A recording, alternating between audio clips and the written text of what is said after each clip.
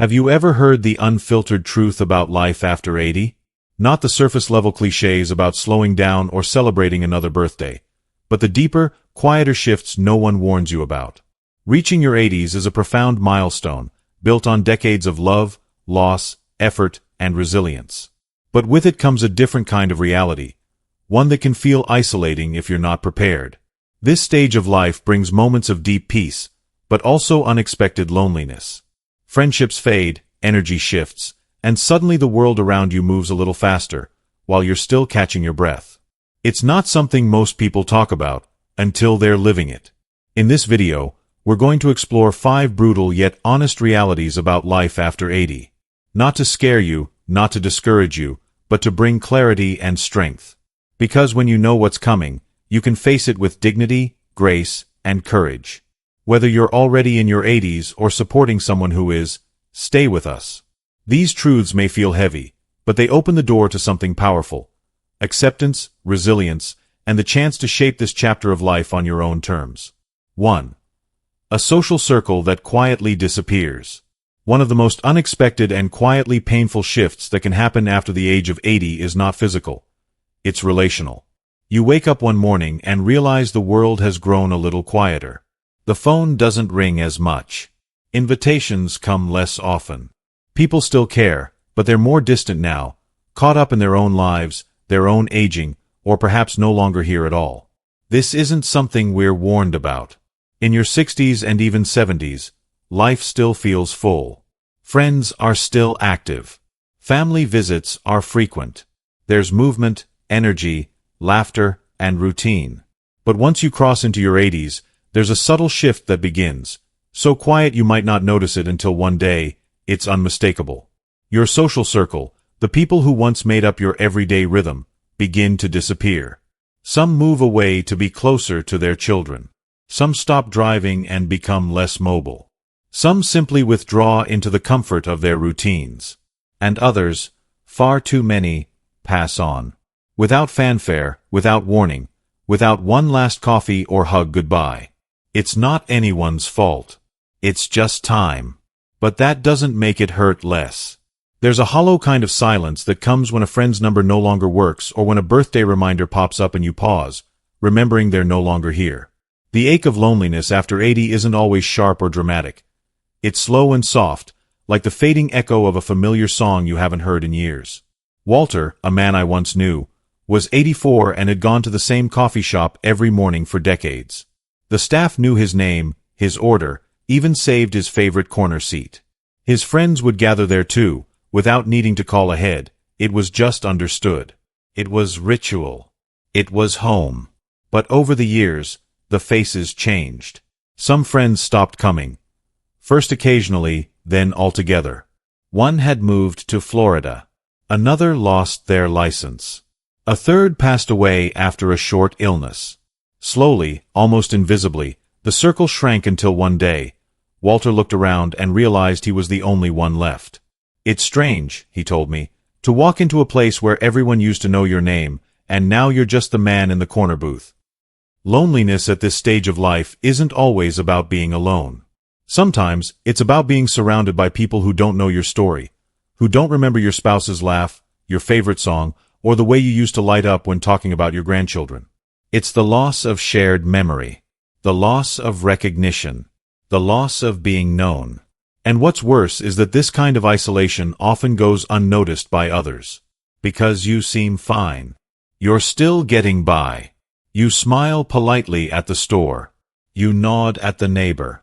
You exchange pleasantries with your doctor. But inside, you're grieving the shrinking of a world that once felt full. It's easy to feel forgotten. Not on purpose, not with malice, but forgotten nonetheless. So what do you do with this? You acknowledge it. You let yourself feel the weight of it, not to wallow, but to be honest. It's okay to grieve the relationships that have faded or disappeared. It's okay to miss the voices that once filled your days. There is strength in being honest about what hurts. But you don't stop there. Because after 80, connection doesn't come to you the way it used to. You have to go to it. And yes, that takes courage. But you've made it this far. You already have courage in you. You can start small. Join a local group, even if it feels unfamiliar at first. It could be a book club, a church community, a senior center, or a knitting circle. Anywhere people gather with intention. Don't wait for the perfect setting. The point isn't to replicate old friendships, it's to open the door for new ones. Call someone, even if it's been a while, even if it feels awkward. People appreciate being remembered. And sometimes, they're feeling just as lonely as you are, but are too afraid to admit it. Write a letter. Send a birthday card. Make a standing lunch date with a neighbor. Teach a grandchild how to cook something only you know. Volunteer at the library or museum. Offer to read stories at your local daycare. These small acts have ripple effects far beyond what you can see.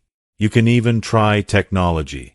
Yes, it may be frustrating at first, but with a bit of patience, or a helping hand from a younger family member, you can learn to video call, send messages, or join online groups with people who share your interests.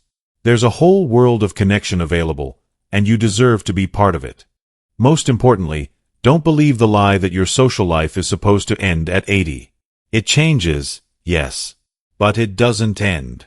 You still have stories to tell, jokes to share, advice to offer, comfort to give, love to receive.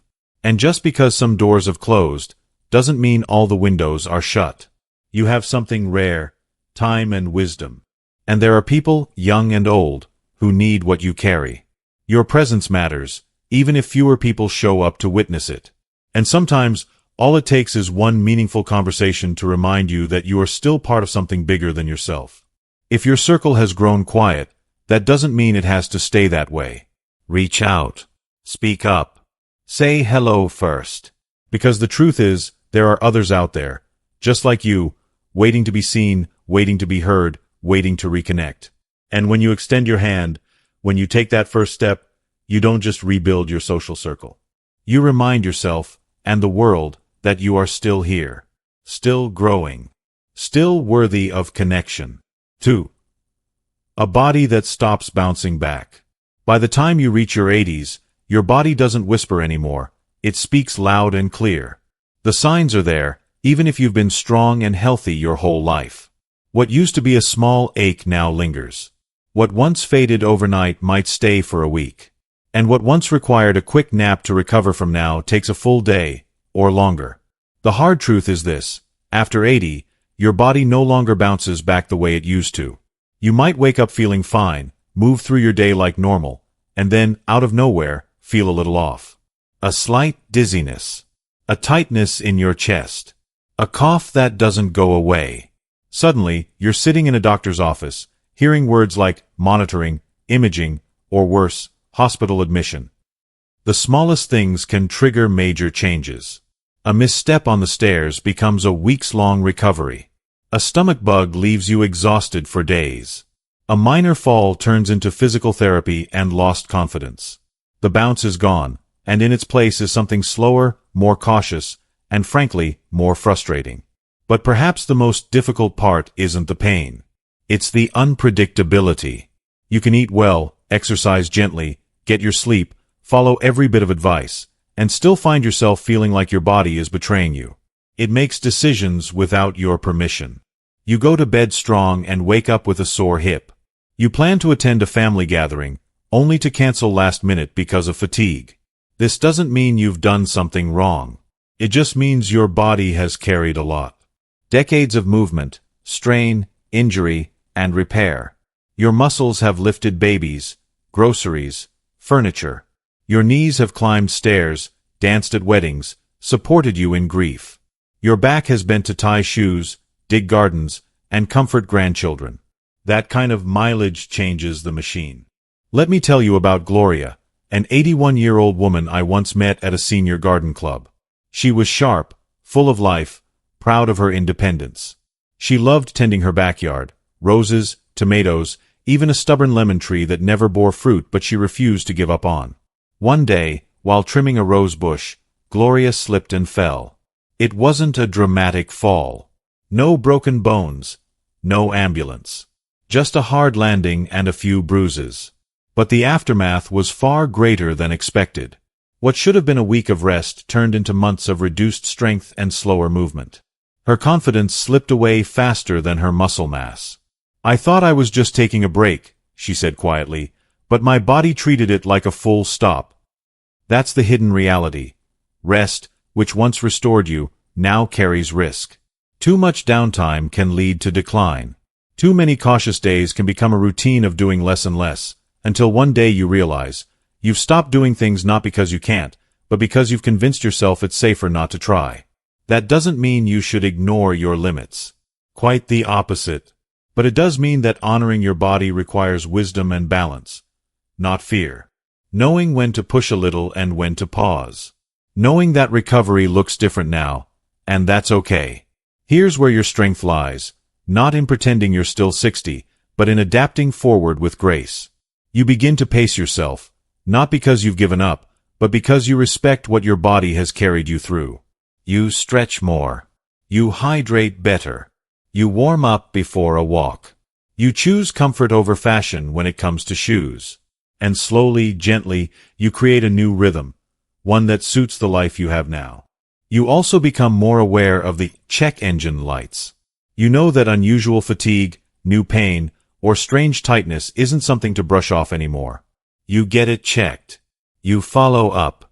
You advocate for yourself because you know your body better than anyone else ever will. But perhaps the most important part of this stage is accepting that slowing down doesn't mean giving up. There is dignity in moving deliberately. There is power in choosing safety over speed. There is beauty in rest that is intentional, rather than passive. A slower body can still carry a strong spirit. It can still laugh, comfort, embrace, and create. It may need more time, but it hasn't lost its worth. And sometimes the very act of continuing, of waking up, standing up, showing up, is the most courageous thing you can do. So what can you do to keep moving forward? Start by listening, really listening, to your body. It's talking to you. When it's tired, let it rest. When it's stiff, stretch gently. When it needs fuel, feed it well. When it needs movement, go for that walk, even if it's just to the mailbox and back. Set small goals. Celebrate tiny victories. 10 steps more than yesterday is still progress. Stay engaged with the parts of your life that bring you joy. Dance in your living room if your knees allow it. Tend to your plants. Write letters. Knit. Paint. Sing. You may not move like you once did, but your life doesn't have to shrink because of it. And don't be afraid to use the tools and aids available to you. Grab bars, walkers, canes, shower seats. These aren't signs of weakness. They're signs that you're still choosing to participate in life. Still choosing to move, with care and intention. The bounce back may be gone, but balance is still within your reach. Adaptation is its own kind of strength. One that grows not from muscle, but from wisdom. And if you find yourself discouraged, remember this. Your body may be slower, but your presence is still powerful. You have lived through change, endured loss, celebrated milestones, and built a life worth honoring. That doesn't stop now. You still matter. You are still here. And that, in itself, is a triumph. 3. A growing need for help. No matter how independent you've been your entire life, one of the hardest truths that settles in after 80 is this. You start needing help with things you once did without thinking. It doesn't happen all at once. It creeps in slowly. First, you stop reaching for the top shelf because it's just a little too risky. Then you hold the handrail tighter on the stairs. Eventually, you pause before driving on rainy days. You notice that you're more cautious, more deliberate. And while your mind may still feel sharp and capable, your body quietly tells another story. A story of aging muscles, slower reflexes, and the kind of fatigue that doesn't always go away after a nap. But what makes this reality truly difficult isn't just the physical shift, it's the emotional one. For decades, many older adults have taken pride in being the helper, the caretaker, the reliable one. You've raised families, managed homes, solved problems, and provided for others. To suddenly find yourself needing assistance, whether it's to carry groceries, open a jar, or simply get dressed some mornings, can feel deeply uncomfortable. There's often a sense of embarrassment, even shame. You may feel like you're becoming a burden, or that asking for help is a sign of weakness. So you start hiding the things you can no longer do. You avoid telling your kids you tripped the other day. You struggle to lift something heavy instead of waiting for someone to offer a hand. You keep silent about the stiffness in your shoulder or the fog in your vision. But here's the truth. Asking for help is not weakness. It's wisdom. Independence at 80 doesn't look like it did at 60. It's not about doing everything on your own anymore. It's about knowing your limits and respecting them. It's about making choices that protect your health, your safety, and your ability to keep living life on your terms. I once knew a man named Eugene, 85 years old, who prided himself on never needing help. He'd built his own shed, fixed his own plumbing, and even shoveled snow from his long driveway every winter. But one icy morning, he slipped and fell, not badly, but enough to bruise more than just his body. His pride took the hardest hit. He didn't tell anyone. But his daughter noticed he was moving more slowly. She started stopping by once a week, bringing groceries and staying for coffee. At first, Eugene resisted. "I'm fine," he'd say, brushing her off. But over time, that weekly visit became something he looked forward to. Eventually, he admitted, "It's actually nice, not having to carry everything alone." That's the shift. Allowing help is not surrender, it's strategy. It gives you the chance to keep doing what matters most to you, for longer. And not all help has to come from people. It can be a grab bar in the shower, a raised toilet seat, a chair in the kitchen, or reminders stuck to the fridge. These little tools don't take away your independence. They preserve it. The older you get, the more strength you show by choosing peace over pride, safety over struggle, connection over isolation. Letting others assist you doesn't mean you're less. It means you're smart enough to make the changes that let you keep living fully. It means recognizing that needing help is part of being human, and that sometimes the bravest thing you can say is, "I could use a hand." So when the moment comes, whether it's holding someone's arm for balance, accepting a ride to the doctor, or saying yes to help with the laundry, remember this.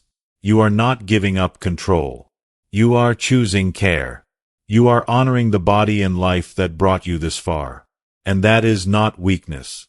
That is strength in its purest form. 4. A presence the world starts to overlook. One of the most painful and quiet realities of life after 80 isn't found in the body or the memory. It's found in how the world begins to see you. Or rather, how it begins to not see you. It's subtle at first. The cashier at the store looks past you to speak to the person behind you. The doctor directs questions to your adult child instead of to you. A server at a restaurant raises their voice and speaks slowly, assuming you can't hear or understand. You tell yourself it doesn't matter. You shrug it off. You've got thick skin. But the truth is, it lands somewhere deep inside. Because no matter your age, everyone wants to be seen, heard, and acknowledged. After all you've lived through, the work you've done, the people you've raised, the storms you've weathered, you deserve to still matter. To still be counted. To still be included. Instead, you begin to feel invisible. This feeling doesn't always come with dramatic moments. Sometimes, it shows up in the quiet. Like when you offer an idea in a conversation, and no one responds. Or when you walk into a room and feel like part of the background. Or when someone assumes you're not interested in learning something new, just because you have gray hair or move more slowly. And what makes it harder is that it's often unintentional. People are moving fast. The world moves fast. It forgets that the slow steps you take now were once the same steps that built families, supported communities, and changed lives. I remember a woman named Irene, 86, who volunteered at a local history museum. She had lived through some of the very eras featured in the exhibits. One afternoon, a visitor asked a staff member a question that Irene could have answered in her sleep. But they overlooked her entirely. When I asked how she felt, she smiled and said, "I'm used to it." But in her eyes, there was a sadness. The kind that comes from being seen as furniture instead of fire. But here's the truth. You are not invisible. You are still here. Still thinking. Still feeling. Still growing.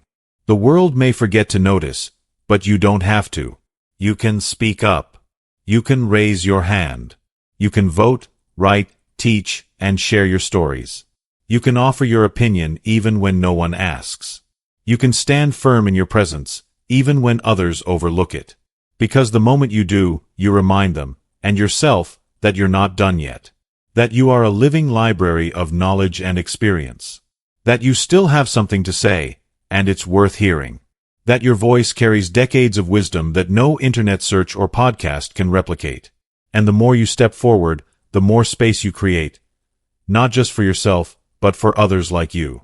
Others who feel invisible. Others who wonder if they still matter. So speak your mind at the family dinner. Share your memories at the community meeting. Offer your perspective when decisions are being made. Help the younger generation understand where they came from, and how far we've all come. You don't need to shout. You just need to refuse to disappear. Because being seen isn't about demanding attention. It's about living in such a way that your value is undeniable. By showing up, by participating, by claiming your place at the table. The world may try to rush past you. Let it. You move at your own pace, and in doing so, remind everyone that life isn't just about speed. It's about depth. And no one understands that better than you. 5. A sense of regret if purpose isn't redefined. As life slows down in your 80s, something unexpected begins to happen. Not just in your body, but in your spirit. The calendar isn't as full. The phone rings less. There's more quiet, more stillness, more space to think. At first, that space can feel peaceful. A well-earned rest after decades of working, raising a family, giving your all to everyone around you. But over time, that same space can begin to feel heavy. Not loud or dramatic, but quietly hollow. That soft ache of wondering, what now? Because when your days are no longer filled with responsibilities and deadlines, when your title, your job, or your former role in the family fades into the background, something else can take its place, a creeping sense of regret. Regret not just about the big mistakes, but the small moments that slipped by. The conversations not had. The chances not taken. The people you didn't visit. The passions you didn't pursue because life was too full or too busy. And now, suddenly, you have the time, but not always the energy, health, or freedom to chase those things like you once could. This is where many people feel lost after 80. Retirement may have sounded like freedom, but it can also feel like a loss of purpose. You've spent decades giving your time and effort to others. Now that you're no longer needed in the same way, it's easy to wonder if you still matter. But here's the truth that often gets overlooked. Purpose doesn't retire, it just changes shape. You may no longer lead meetings or build businesses. But you can still lead by presence, by showing up for the people around you with kindness, wisdom, and attention. You may not solve big problems, but you can solve loneliness, with a phone call, a letter, a smile to a neighbor. Your purpose may no longer come from doing, but from being. Stanley, 88, once told me, "After I stopped teaching, I thought I had nothing left to give. I wasn't Mr. Stanley anymore. I was just Stanley. I felt like I had disappeared." But then one day, his great-granddaughter asked him to help with her history homework. That small moment lit something up in him. He began telling her stories, real stories, about growing up during the war, about his first job, about how he met her great-grandmother. She hung on every word. And so did the rest of the family. He realized he didn't need a classroom to keep teaching. He just needed someone to listen. Your life experience, your presence, carries a weight and value that no job title ever could. You don't need to be productive to have purpose. You don't need to be busy to be meaningful. Sometimes your very existence, your patience, your listening, your ability to notice what others miss, is the exact thing someone else needs most. So how do you redefine purpose? Start by asking different questions. Instead of, "What should I be doing?" Try, "How can I bring light today?" That light might come through encouraging words, a gentle hug, telling a story that makes someone laugh, writing down memories so your family never forgets, offering compassion when someone's grieving, or simply waking up with curiosity and gratitude. Redefining purpose doesn't require energy, it requires intention. And when you begin to see your presence as purposeful, the regret starts to loosen its grip. You stop measuring your worth by what you accomplish and start recognizing it in how you connect, how you give, how you love. The truth is, the most important work you may do after 80 won't be for applause or achievement. It will be quiet, gentle, but deeply meaningful. Because purpose in this stage of life is not about doing more. It's about being more fully who you are. Still needed, still growing, still here for a reason. Reaching your 80s is no small thing. It's a milestone carved from decades of love, work, sacrifice, change, and perseverance. And yes, it comes with new challenges.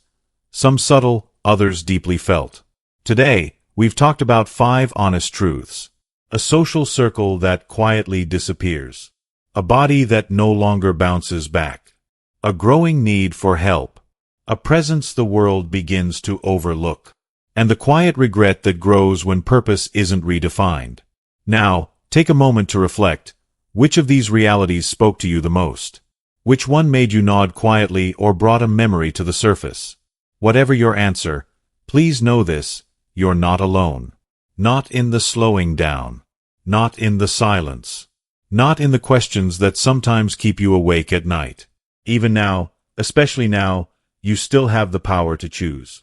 You can choose connection over isolation, compassion over pride, peace over pressure, and purpose over regret. This chapter of life is not the end of your story. In many ways, it's the deepest, most meaningful part. The part where every word matters. The part where your presence carries more weight than ever before. If this message touched your heart, please leave a comment and share what resonated with you most. And if you found value in this video, don't forget to like, share, and subscribe. Your story isn't over. You're still here. And that still means everything.